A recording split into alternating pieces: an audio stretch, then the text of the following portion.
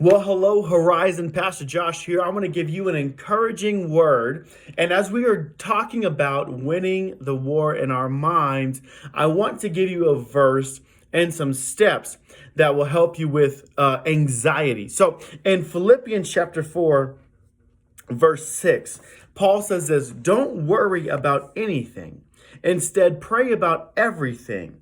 Tell God what you need and thank Him for all He's done. And here Paul gives us some ways to step into peace, because in verse 7 he says, then you will experience God's peace, which exceeds anything we can understand.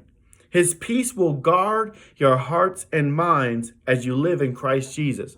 But in order to get this peace, we have to do the first things. And what are those things? Don't worry about anything. Where you're like, listen, I've already failed on that one. I'm worrying about everything. But he gives us some steps.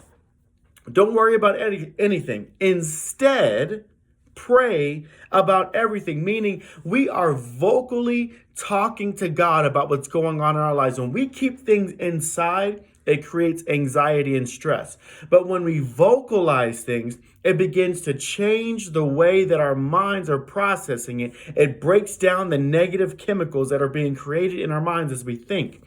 So by vocally expressing what's going on through prayer, especially talking to God, it helps us take the next steps. And then he says, tell God what you need.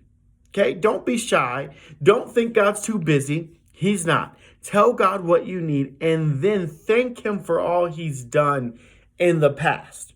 Thank Him that He's brought you through to this point. Thank you that He's always been there for you. Thank you that He saved you. Thank Him that He loves you. Because when you give thanks about the past, it brings hope into your future. So I'm going to encourage you that you would not worry, that instead you would pray, that you would tell God what you would need and you would give Him thanks. And then the peace of God will guard your hearts and minds in Christ Jesus. Horizon, we love you. God bless you. We'll see you Sunday.